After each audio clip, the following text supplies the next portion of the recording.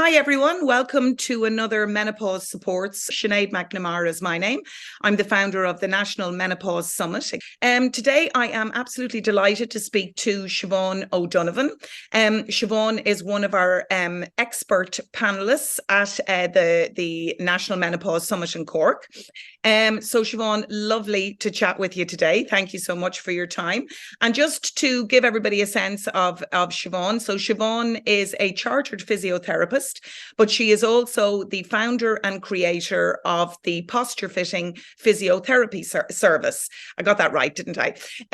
So absolutely delighted to chat with Siobhan today. So Siobhan, can you, I suppose, as briefly as you can, explain, I know that's going to be a challenge for both you and me, we're both yappers, explain what the posture fitting physiotherapy service is. Yeah, been delighted to, and thank you for having me, Sinead, and really looking forward to October the 20th, based on the phenomenal event that was on in Dublin, which is not to say that we're going to, we're not trying to do like for like, but I'm sure it's going to be equally as good in its own special Cork way. Of course. So posture fitting is basically a service that I provided when I had a bit of a personal epiphany, and that personal epiphany was on the effect of breast weight on women's posture. And that happened to me in my 40s when I had my first ever bra fitting. And I'd never had one before. And I'd never had one just because I'd never really got around to it. I'd read about them and thought, oh, that's something I should probably do. But it never came up on my radar. And literally one day it was a convenience thing. I happened to be somewhere where I knew that there were fittings being offered in a small lingerie store. And I went in and I walked out the door absolutely transformed. Physically felt an inch taller, at least an inch taller, and that's helpful when you're 5'2.5". But psychologically, I was ready to take on the world. I was actually in London at the time, and I was going to the proms with my mother-in-law, and I literally would have gone up on the stage if they had said, "Does anybody want to come up on here and play chopsticks on the piano for us?" I'd have been up there in an instant.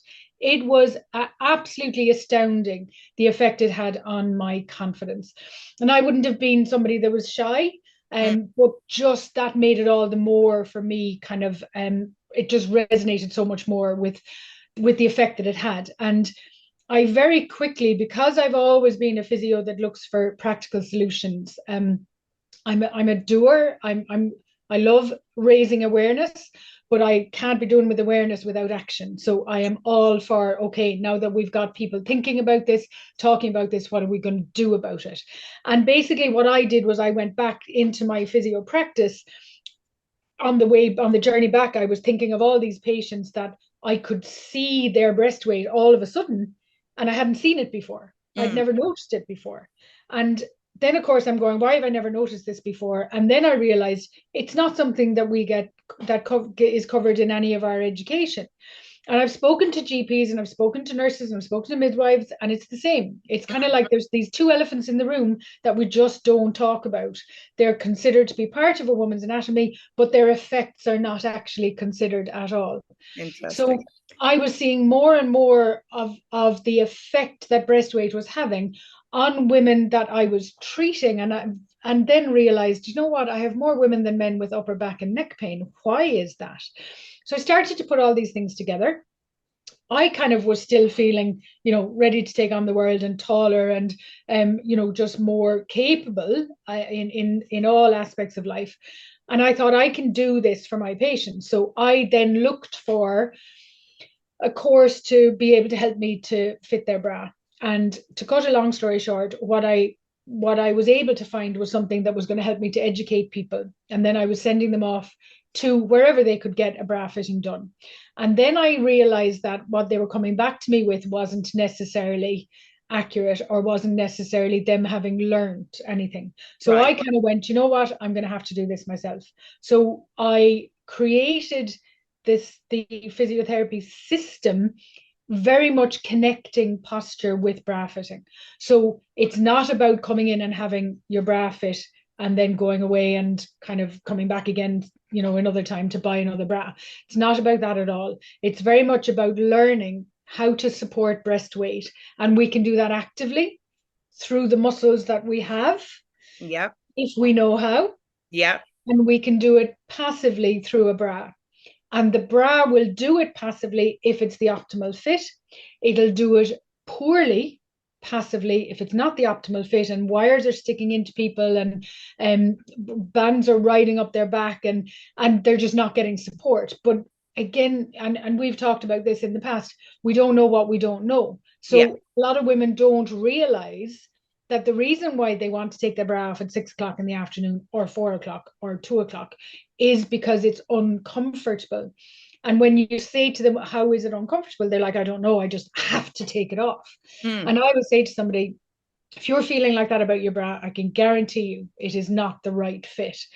But also how they hold their body, not in terms of being rigid and being solid and being, kind of, I cannot move because I am so solid, Mm. not at all like that.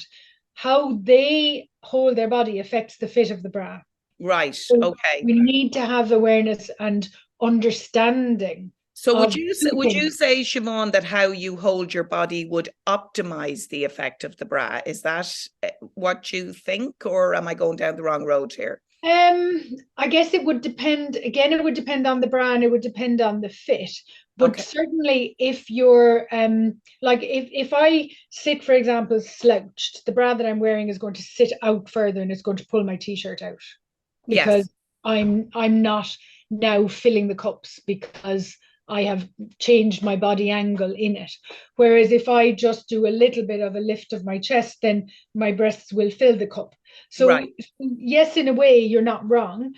It will make the bra work better if you've chosen the correct bra in the first place.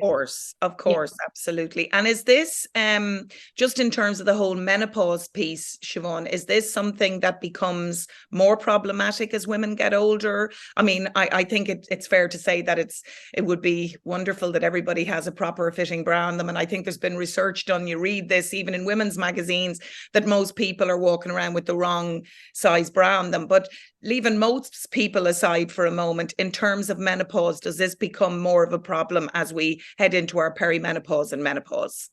The short answer to that is yes. The Cork Siobhan answer is 100%, and I'm going to explain to you why. Right. So breast tissue changes over our life cycle. And sorry, not breast tissue changes, breast weight and breast volume changes over our life cycle. So obviously in puberty, we start with nothing and then you end up with breasts, and they can be what people consider small, medium, large. It's a genetic thing.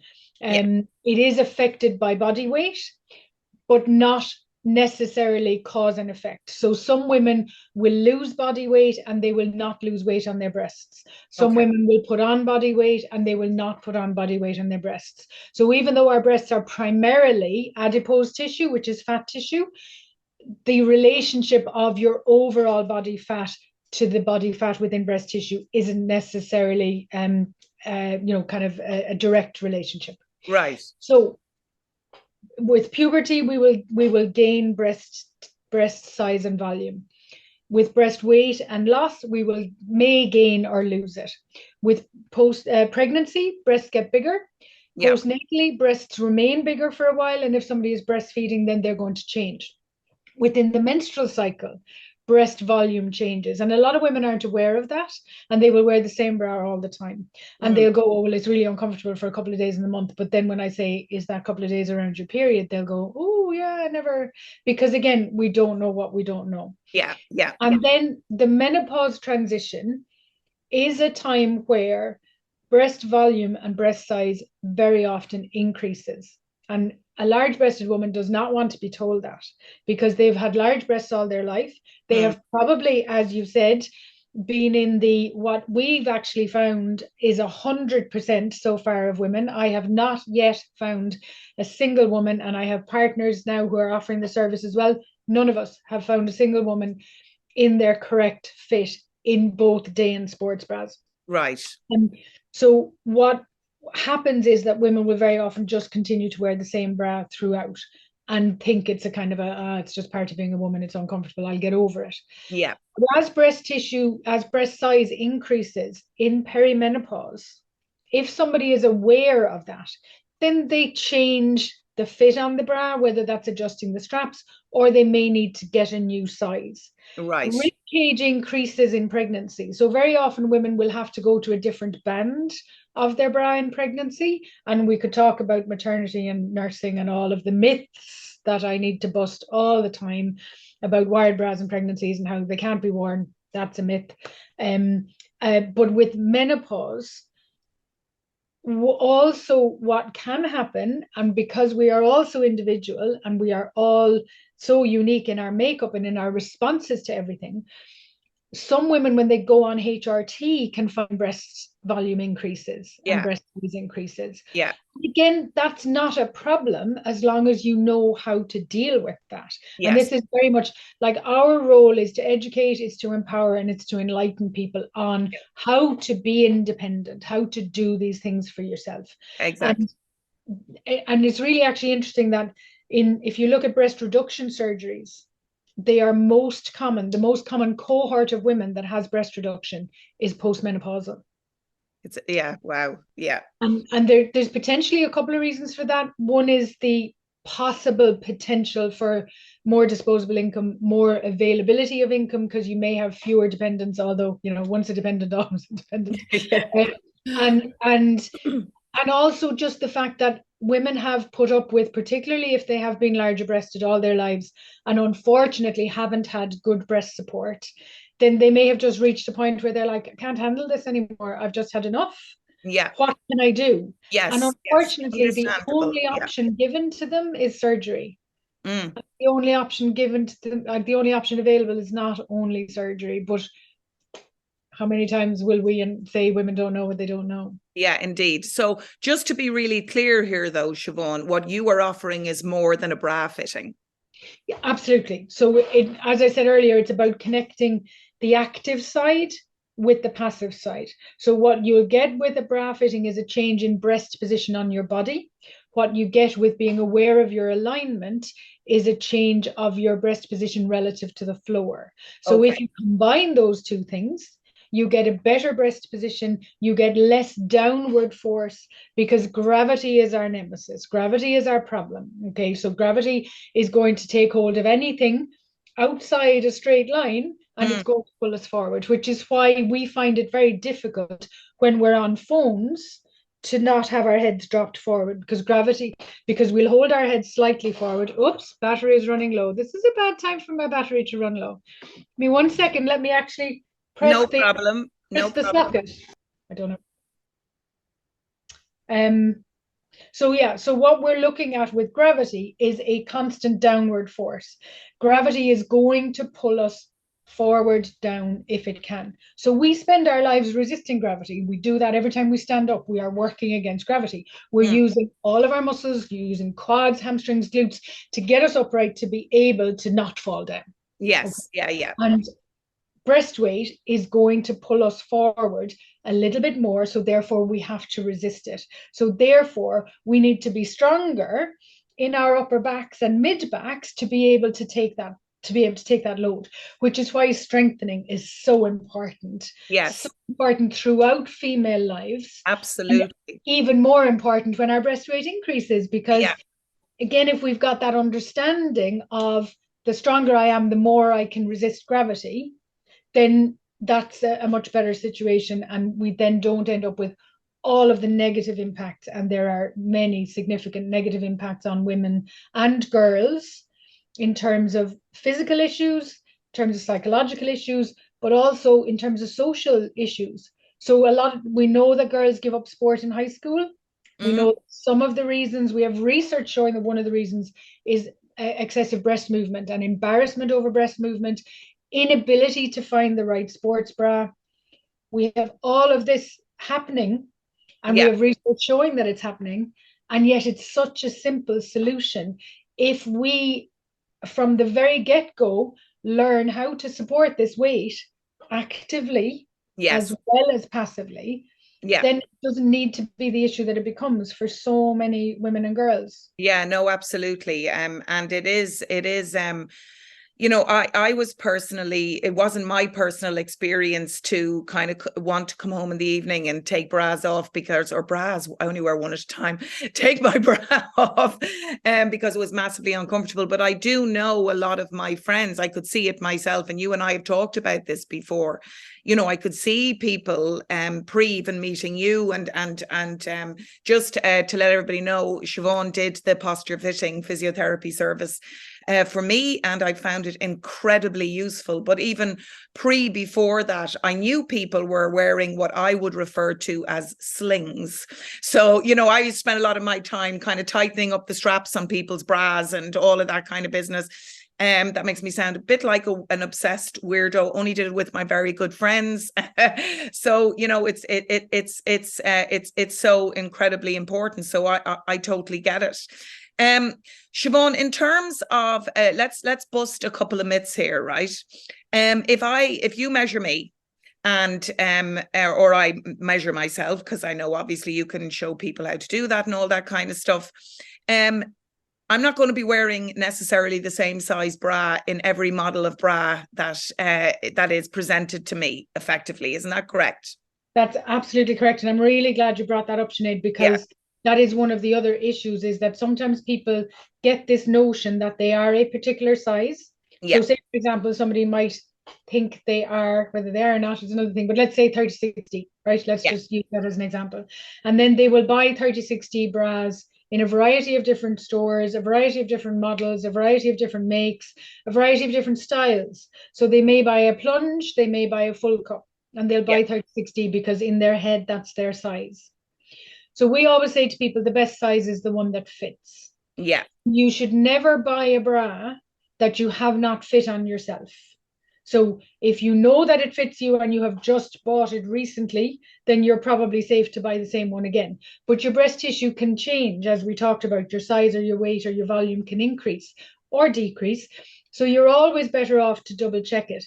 And what you will find when you double check it is that you might not be a 30-60 because the elastic might be very generous. Right. In which case, the 36 band might be too big for you, and 80% of the support comes from the band. So if you've got a band on that's too big, then you are immediately not getting that 80%. And then you will be trying to get the support out of the straps, and the straps only take 20%.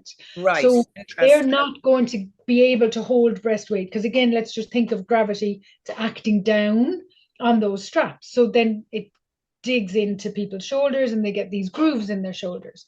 So similarly, if the elastic is really tight, you might be a 38 band. Yeah. You don't know until you try it on. Yeah. And the cup sizes may vary based on the material in the cup, based on your shape. So you might be a more roundy shape or you might be a more oval shape.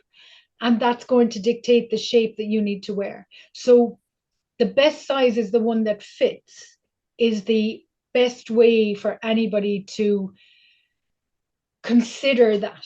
Yes. Yeah. I actually, when somebody says to me, oh, this is my size, I will say, that's what you may have been thinking your size was, but from here on in, your best size is the one that fits. Yeah, fantastic. And I know you have, as part of the service, Siobhan, and obviously people can contact you if they want to avail of your service.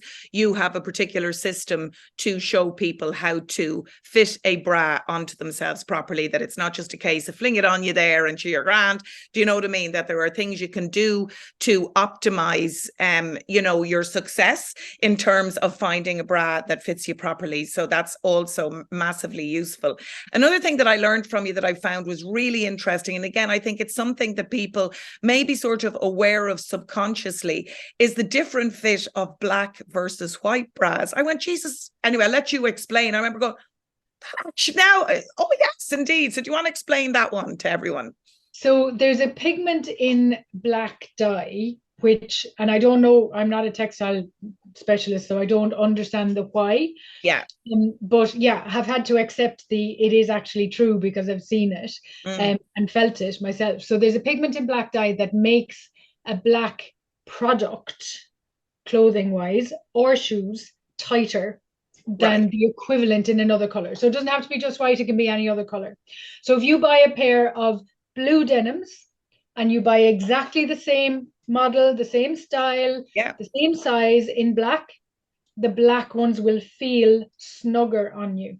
And that's because whatever it is within the pigment, it makes it, it doesn't shrink it, but it makes it feel tighter. Yes. So one of the things then that we will talk about is if somebody, for example, is trying on a black bra and it feels a little bit on the snug side, but they are having their period, or just before their period, when their breasts are going to be fuller, then we can adjust it so that it's going to work during that time and then adjust it back afterwards. But that adjustment may be, you're keeping in mind that it's a black bra when you're doing that adjustment. And it may be that you're at the end of your straps and you have no adjustment capability. So I will sometimes say to somebody, I actually think if we try this bra on you in a different color, we'll have that adjustment capability. So a black one will always feel a little bit snugger. So again, that's worth just being aware of. And I have, it's very rare, but I have known times where people have needed a cup size in a black that is different to a cup size in a non-black. But it's not, it's not always the case. And generally, you can adjust the straps accordingly. Right. And while we're on about myths and busting myths and things like that, that's one of the other things that drives me a little bit insane. I get very annoyed by little things these days. But when you look at lingerie model pictures and they show the back, the straps are generally in exactly the same place. Right. Now, in the same way that we all have one leg longer than the other, we all have one foot bigger than the other, we all have one hand bigger than the other, we are not symmetrical. We generally have one breast bigger than the other. So if one breast is bigger than the other, then we need a little bit more cup in the bigger breast and a little bit tighter cup in the smaller breast. So for me, unless you have exactly symmetrical breasts, which may happen post-surgically or may happen if you're using a prosthetic within your bra for significant breast asymmetry, that would be the situations where straps could be even. Yes. But in all other situations, the straps should be uneven. And again, nobody's ever told anybody this. Exactly. And I think another thing that just crossed my mind there as well, that maybe, and I don't know, I've never looked into breast augmentation surgery or any of that kind of business, was just never something I was interested in. But presumably in a case where a woman has smaller boobs and decides to get her boobs made bigger, I mean, surely you're going to have a major increase in your weight there. And it's massively important that you have a right fitting bra based on everything you're saying, Siobhan, or you're potentially going to run into posture problems, neck problems, back problems, etc. Yeah. 100%. And it's one of the things that, again, frustrates me, because if a woman goes through surgery, whether that surgery is a mastectomy, whether it's a reconstruction due to a mastectomy, whether it's breast reduction, whether it's breast augmentation, it's a significant surgery. It's a significant post-op. It's a significant decision for them to make, for them to have it.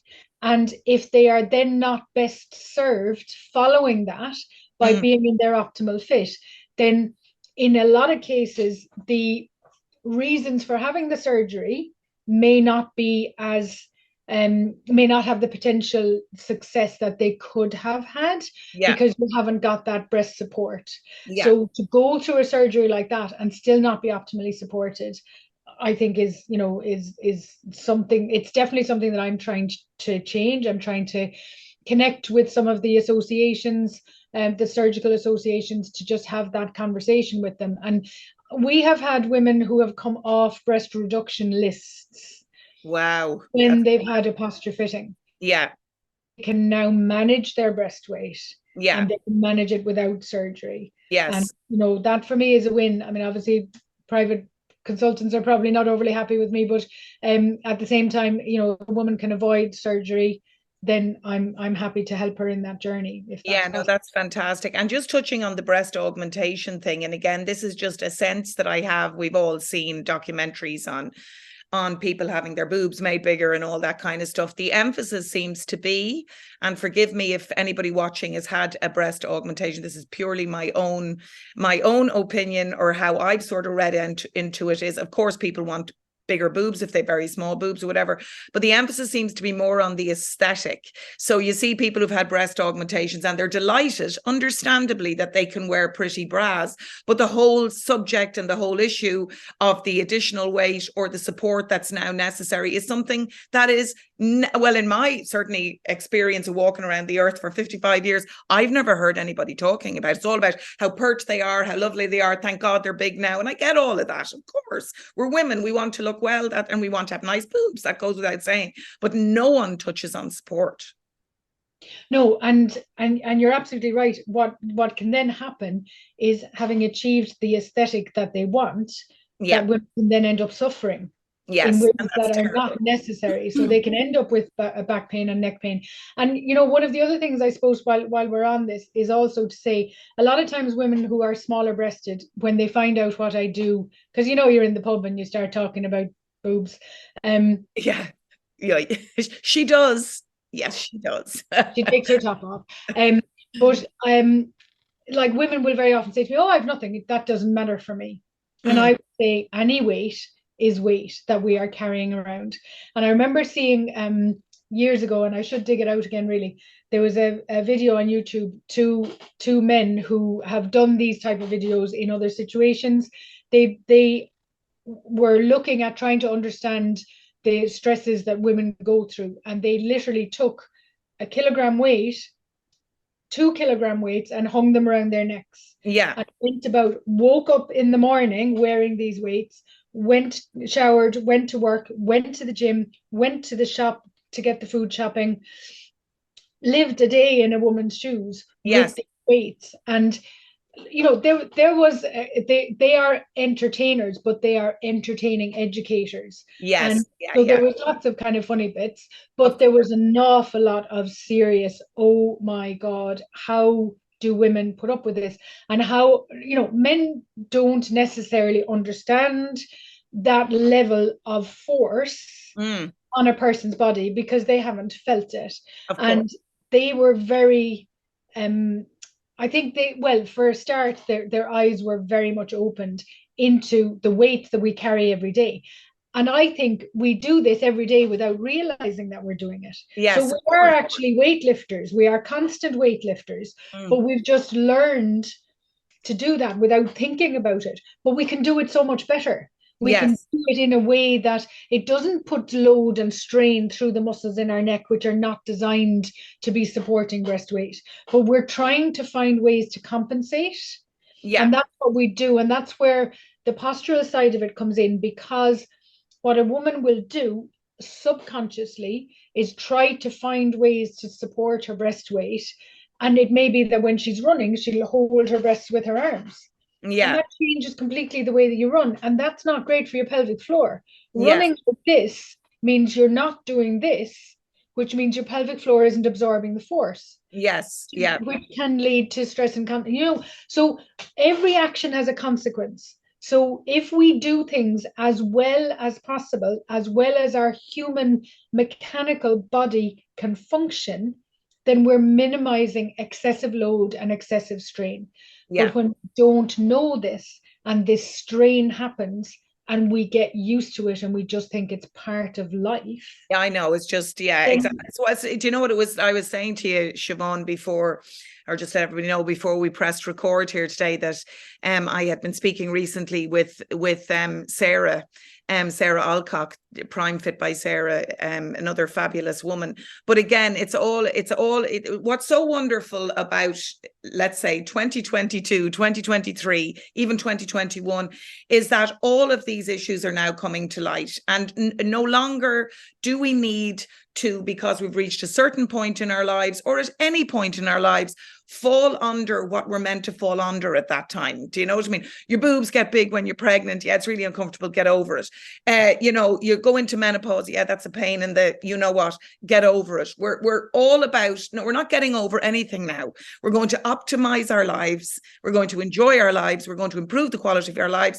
And we're not going to fall into the old traps and the old rubbish that people were told. God love them, and I feel so sorry for the generations of women that came before us, the type of dreadful stress that they had to live under, and the kind and living in the shadows, informed by all of these what were norms at the time. Just get over it, move on. There's no need to get over anything and move on. Let's deal with it. And this is why the likes of the National Menopause Summit is so important, because there is a huge hunger for knowledge. There is a huge thirst for understanding what's going on in our bodies. Yeah. And I think, you know, as you say, it's a shame for generations gone by that that wasn't the case and it wasn't something that was promoted. But the likes of what you've done with the National Menopause Summit, and, you know, I mean, social media, for all of its, and the World Wide Web, I guess, for all of the not so good things about it, it has allowed people to access information. It has allowed people to connect with people in different parts of the world and get information that previously there was no forum. Yes. Now, some of the information wasn't available because of, you know, the fact that, and still it's not what it should be, but something like 4% or 6%, I should have my numbers right, of research done was on women's bodies. Exactly. Yeah, absolutely. On men. So, and that could be in health or that could be in sport, and I would have to check that. But either way, it's shockingly small. Yeah. So, you know, we are only really learning now how women's bodies function and how they can optimally function and how to optimize them, as you say. So there, I guess in the past there wasn't a forum, but also there wasn't the information. And happily now we are gaining more information. We still have a long way to go, but we are gaining it. But also we have a move and a passion for advocacy and for people to actually spread that information rather than it being kept secret or it being taboo to talk about. And that, you know, that's brilliant. And I mean, absolute kudos to you and Shell for, you know, for what you put together in March and for what you're doing in October, and for starting those conversations so that women can have those conversations with their friends.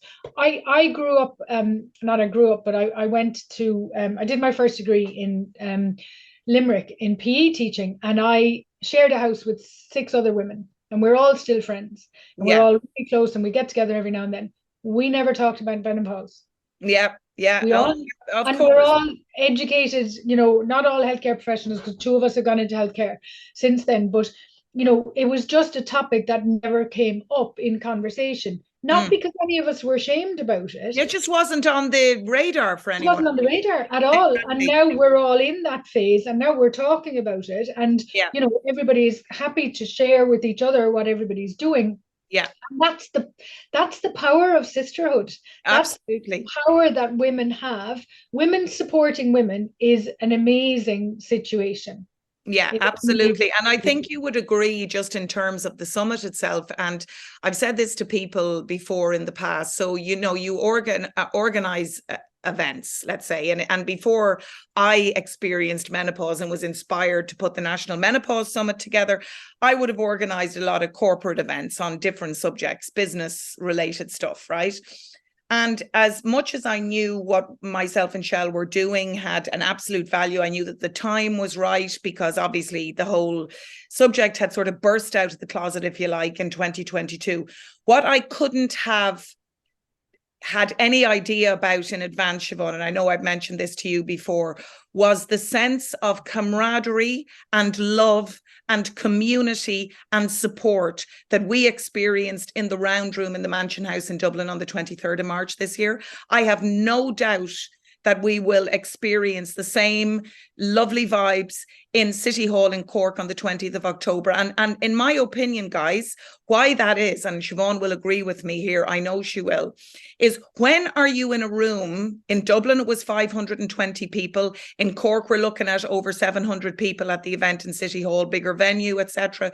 When are you in a room with a group of people, a large group of people coming from all different perspectives, all different, lifestyles, jobs, personal experiences, who are there to learn about and discuss menopause? It just doesn't happen. It's unprecedented. So, as an event organizer and the person who opened the event in Dublin and opening the event in Cork, that was a mind-blowing aspect of the event. It wasn't just about the wonderful content that we have on the day with fabulous people like Siobhan and her peers, presenting evidence-based information, which I am super passionate about. I'm not interested in any of the other stuff. But it was also about how the audience felt supported and comfortable enough to stand up in Q&A sessions and share their most intimate experience around menopause. It really was, and I want to sound like some twee Hallmark card here, but I've never experienced anything like it before. It was incredible.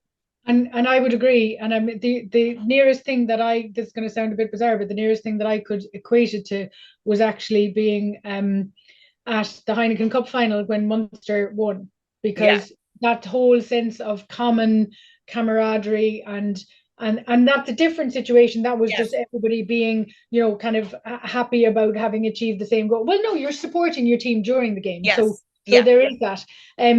But the other thing that I think that's really important and that needs to be part of the conversation and possibly isn't enough of the conversation as a general thing is that it's not all bad news. Oh, 100%. Bad news sells for sure. So all of the newspapers, that's all talk about all the negative symptoms. But, there were women in that room who have done things with the newfound assertiveness, newfound confidence, newfound belief in themselves that this phase of life gives. Absolutely. One of the things I think that we're all now trying to do is trying to get younger women to feel that way without having to wait for their hormones to do it for them. Exactly. Yeah. But it's not all doom and gloom. There's a lot of positives about it. There are challenges. And as from the stats, some women sail through it. 80% of women, is it 20% of women have a very challenging menopause? 20% of women have an easy ride. That's a terrible way to put it, but they have an easier time. And then the 60% are kind of, have a bit of both. But that's still a large number of people who are not sailing through it. Yes. And that's the bit that I think sometimes can dominate the story. Yeah, absolutely. We can get through this, we will get through this, but the more we do to advocate for ourselves, the easier it's going to be to get through it. And I love the word optimize. I'm stealing that word. And it's a great word because we can only optimize situations when we have knowledge. We can only advocate for ourselves when we have knowledge. Absolutely. So creating those forums for that knowledge to be absorbed. And that was one of my main that was my main motivation when I put the summit together, was the fact that people would be armed with a toolkit of knowledge to make informed choices on managing their perimenopause, menopause, and future-proofing, hopefully, their future health. I mean, that was so incredibly important to me, because touching on very briefly the internet, and we could talk all day about the pros and the cons of the internet, but it seemed to me that there was so much misinformation, a lot of black art stuff, a lot of snake oil salespeople, a lot of big promises and nothing delivered and all the rest. So when it came to organizing the event, I have no truck with any of that, and I don't call it she says, and I hope I don't sound arrogant here, a masterclass in menopause for nothing. We're trying to fit as much solid evidence-based, data-backed advice into 8 hours. As everybody knows, we're doing 2 days in, or maybe everyone doesn't, the National Menopause Summit will return on the 11th and 12th of April, 2 days in the Aviva Stadium in Dublin. So certainly my intention is to make it a bigger and broader event as time goes on, touching on things like you mentioned as well, Siobhan. I would love to have the bandwidth to have a stage with inspirational women in midlife who, yes, certainly didn't sail through menopause, because not that many people do, but managed to find their creativity, their freedom, their voice at that point in their life when they have a bit more wisdom on their side and a bit more life experience and maybe a bit more time because they've reared their kids or whatever. So look, it's all good. We're all down for that. So it's wonderful to be able to present that, and obviously to work with fantastic speakers as yourself. So look, Siobhan, I'm conscious that we could, and I know we could, I say this to all the speakers, we could talk all day long because we're both so invested in this. But is there anything that you would like to share before we sign off? I think just to reflect something that you just said there, because to go back to the kind of, I know it's a cliche that knowledge is power, information is power, but the whole, was it a parable of the loaves and the, not the loaves and the fishes, teach a man to fish, teach a person to fish, or give them fish. Yeah. If we educate people in the facts, and we educate people in how to find the facts, and how to be able to filter out the noise from the facts, which is massively important. That's what we do with posture fitting. We educate, because I do not want anybody to be in a situation where they don't know about their own breast weight, where they can manage their own breast weight independently. They're not reliant on anybody else. And I think this is one of the things that is wonderful about this thirst for knowledge, is that this thirst for knowledge is being, I suppose, reacted to by people, setting up events like this and reaching out and creating. There are now physios who are specializing in menopause. There are fitness trainers who are specializing in menopause, who are upskilling themselves in being able to help women more specifically through this phase of their lives. And I think, this is one of the huge positives to come out of it. Everybody is learning about it, and we're learning about it so that we can pass on that information to other women. Women are learning about it from their own friends, and then they're passing that back to us. So then again, you've got, women supporting women, because we've got experiential evidence of what is going on in people's lives, and then we've got the evidence base in terms of the academic research that's being done. And that is the best way for people to be able to learn and optimize and have better quality of life, because at the end of the day, it's got to be about quality. It's absolutely not quantity. It's got to be. It's not about just sort of, just being here in some non-optimal state because that's what you were told.